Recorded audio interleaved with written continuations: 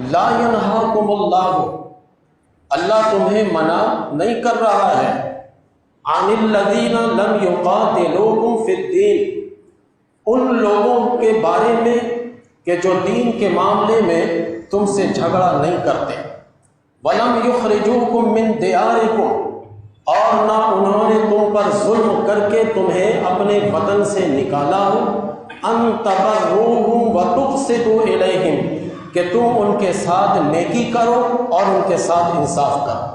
ان اللہ یحب المقسطین، بے شک اللہ تعالیٰ انصاف کرنے والوں کو پسند کرتا ہے۔ تو آیت کریمہ بتا رہی ہے کہ ان کافروں کے ساتھ، ان غیر مسلموں کے ساتھ ہم اچھا سلوک کر سکتے ہیں،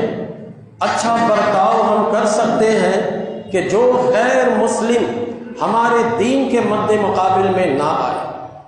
اور جو ہمیں اپنے گھر بار سے صرف مذہب کی بنیاد پر نہ نکالے۔ حضرت عمر فاروق رضی اللہ تعالی عنہ نے اس آیت کریمہ کی عملی تفسیر اپنے دور خلافت میں پیش کی، اور باقاعدہ یہ ساری باتیں آن ریکارڈ ہے۔ ایک نستوری عیسائی،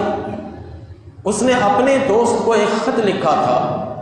اس خط کے مضامین کا تھوڑا سا ایک خلاصہ میں آپ کو پیش کرتا ہوں کہ اس نے اپنے دوست کو خط لکھا کہ اے میرے دوست، آج کل یہ طائی، یعنی عرب کے لوگوں کو وہ کہتے تھے، آج کل یہ طائی لوگ اللہ تعالیٰ نے انہیں حکومت اور سلطنت دی ہے، یہاں تک کہ یہ لوگ ہم پر بھی حکومت اور سلطنت کر رہے ہیں، لیکن عمر فاروق جو ان کا خلیفہ ہے یہ ہم پر ظلم نہیں کرتے، یہ ہم پر کوئی ایسا کام نہیں کرتے جس کی بنیاد پر وہ ہمیں مجبور کریں کہ تم اسلام کو قبول کرو، بلکہ ان کا خلیفہ جو عمر فاروق ہیں وہ ہمارے ساتھ عدل کرتے ہیں، ہمارے ساتھ احسان کرتے ہیں وہ، اور ہمارے ساتھ ایک اچھا سلوک کرتے ہیں۔ دیکھیے، ایک عیسائی دوسرے عیسائی کو خط لکھ رہا ہے، اس میں چاپلوسی تو نہیں ہو سکتی ہے نا؟ چاپلوسی تو یہ ہو کہ ایک عیسائی ایک مسلمان کو خط لکھے تاکہ مسلمان خوش ہو جائیں کہ اس کے خلیفہ کی تعریف ہو رہی ہے، لیکن نہیں، ایک عیسائی دوسرے عیسائی کو خط لکھ رہا ہے اور لکھ کر یہ بتا رہا ہے کہ دیکھو یہ نظام حکومت بڑے شاندار انداز میں چلا رہے ہیں، نہ ہمیں کبھی ستاتے ہیں، نہ ہم پر ظلم کرتے ہیں، اور نہ کسی ایسے کام پر ہمیں مجبور کرتے جو ہم کرنا نہیں چاہتے۔ یہ تعریفی کلمات خود ایک عیسائی خط میں لکھ کر یہ بتا رہا ہے، جو کہ ان کے خط کا مضمون معارف اسلامیہ میں موجود ہے۔ اس کے بعد آپ سلسلہ دیکھیے گا ان کے دور میں، حضرت عمر فاروق رضی اللہ تعالی عنہ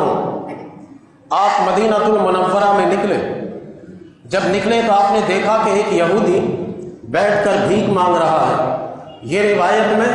کتاب الخراج، امام ابو یوسف کی یہ کتاب ہے، اس کے حوالے سے میں بتا رہا ہوں۔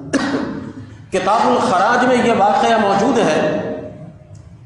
کہ حضرت عمر فاروق رضی اللہ تعالی عنہ نکلے، دیکھا کہ ایک یہودی بیٹھ کر بھیک مانگ رہا ہے، آپ اس کے قریب گئے، بڑے پیار سے آپ نے اس سے پوچھا کہ تو بھیک کیوں مانگ رہا ہے؟ اس نے دیکھ کر کہا کہ اے امیر المومنین، میرے حالات ہی ایسے ہیں، میرا گزارا ہی نہیں ہوتا ہے، بغیر بھیک مانگے میں کہاں سے پیسے لاؤں گا؟ آپ نے فرمایا کہ آج کے بعد سے تو بھیک نہیں مانگے گا، آج کے بعد سے تیرا جتنا روزانے کا خرچہ ہے میں بیت المال سے روزینہ تمہارے لیے مقرر کر دیتا ہوں۔ یہ حضرت عمر فاروق رضی اللہ تعالیٰ عنہ نے اس یہودی کے لیے روزینہ مقرر کر دیا اور کہا کہ آج کے بعد سے تجھے بھیک مانگنے کی حاجت نہ ہو، میں تیرے لیے یہ روزینہ مقرر کر رہا ہوں، اس سے تیرا گزارا ہو جائے گا۔ پہلے اس سے پوچھا کہ کتنا تجھے دیا جائے کہ تیرا کام چل جائے گا؟ اس نے بتایا کہ مجھے اتنا ملے گا تو کام چل جائے گا، تو آپ نے اتنا ہی روزانہ اس کے لیے مقرر فرما دیا۔ یہ تو یہودی کی بات ہوئی، اب عیسائی کی طرف آئیے۔ حضرت عمر فاروق رضی اللہ تعالی عنہ ملک شام کے سفر پہ تھے،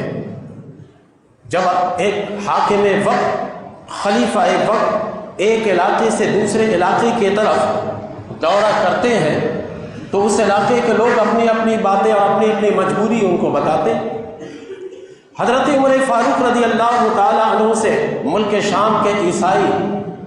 پے در پے آتے رہے اور ملاقات کرتے رہے۔ بیشتر عیسائیوں نے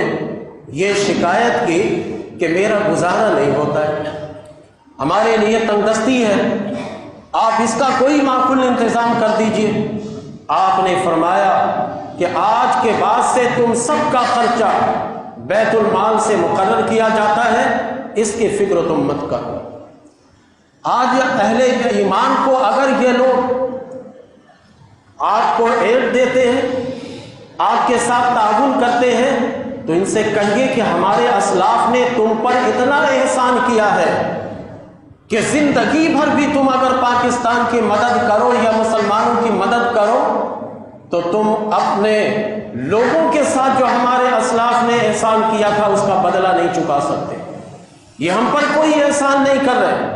ہمارے اسلاف نے ان کے لوگوں کے ساتھ جو نیکیاں کی ہیں، ان جو احسان کیا ہے ان کے ساتھ، اس کا بدلہ یہ چکا نہیں سکتے، لیکن پھر بھی ہم دبے دبے سے رہتے ہیں۔ حضرت عمر فاروق رضی اللہ تعالیٰ عنہ نے انہیں کھلی چھٹی دی، کہا تھا یہ مت خیال کرنا کہ ہم تمہارے لیے روزینہ مقرر کر رہے ہیں تو اس کے عوض میں ہم تمہیں دبا کر رکھیں گے اور ہم کہیں گے کہ تم مسلمان ہو جاؤ۔ نہیں، تمہیں مکمل آزادی ہے، جس طرح تم رہنا چاہتے ہو رہو۔ تمہارے لیے بیت المال سے روزینہ مقرر کیا جاتا ہے، خرچہ مقرر کیا جاتا ہے۔ کتاب الخراج میں امام ابو یوسف رحمۃ اللہ تعالی علیہ نے اس روایت کو نقل کیا، اس میں موجود ہے باقاعدہ۔ پھر اس سے آگے بڑھ کر ایک لبنانی عیسائی پروفیسر شکر قرداہی نے 1933 میں ایک رپورٹ تیار کی اور اس نے کہا کہ حضرت عمر فاروق رضی اللہ تعالی عنہ ان کے خلافت کا جو ہم نے جائزہ لیا تو اس میں ایک عظیم الشان واقعہ مجھے ملا۔ وہ عظیم الشان واقعہ یہ تھا کہ حضرت عمر فاروق رضی اللہ تعالی عنہ مدینہ المنورہ میں تھے۔ ملک شام میں کچھ مسلمانوں نے ایک یہودی کی زمین کو جبراً لے کر ایک مسجد بنا دی تھی۔ ایک یہودی کی زمین کو لے کر جبراً اس پر مسجد بنا دی۔ حضرت عمر فاروق رضی اللہ تعالی عنہ کو اس یہودی نے کسی صورت سے خط پہنچا دیا۔ خط جب آپ کے پاس آیا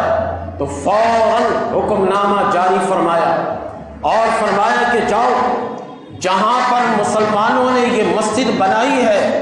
اس یہودی سے کہو کہ ہم تمہیں معاوضہ دینے کے لیے تیار ہیں، اگر تم معاوضہ لے کر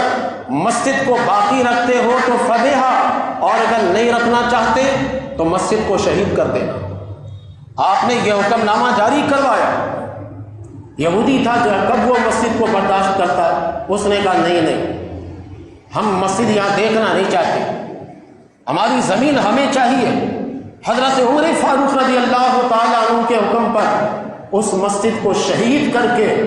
زمین کو اس یہودی کے حوالے کیا گیا۔ یہ دیکھیے غیر مسلموں کے ساتھ آپ کا کیسا برتاؤ ہے، اور آپ نے یہ طور طریقہ اپنے اجتہاد سے نہیں، قرآن کریم کی اس آیت سے لیا ہے۔ یہ طریقہ اس سے اخذ کیا ہے کہ لا ینہاکم اللہ عن الذین لم یقاتلوکم فی الدین ولم یخرجوکم من دیارکم ان تبروہم وتقسطوا الیہم۔ اللہ تعالیٰ ان لوگوں کے ساتھ بھلائی اور نیکی کرنے سے نہیں روکتا جو تمہارے مذہب کے مد مقابل میں نہ آئے اور تمہیں ظلماً تمہارے گھروں سے نہ نکالے۔ حضرت عمر فاروق رضی اللہ تعالیٰ عنہ اس آیت کے تفسیر بن کر اپنے دور خلافت میں اس پر عمل کر رہے ہیں، دنیا والوں کو میسج دے رہے ہیں کہ قیامت تک ایسا کوئی خلیفہ یا ایسا کوئی وزیر اعظم یا ایسا کوئی بادشاہ غیر مسلموں میں نہیں آ سکتا جو مسلمانوں کے ساتھ اس طرح سلوک کرے۔ یہ صرف اعزاز اگر حاصل ہے تو حضرت عمر فاروق رضی اللہ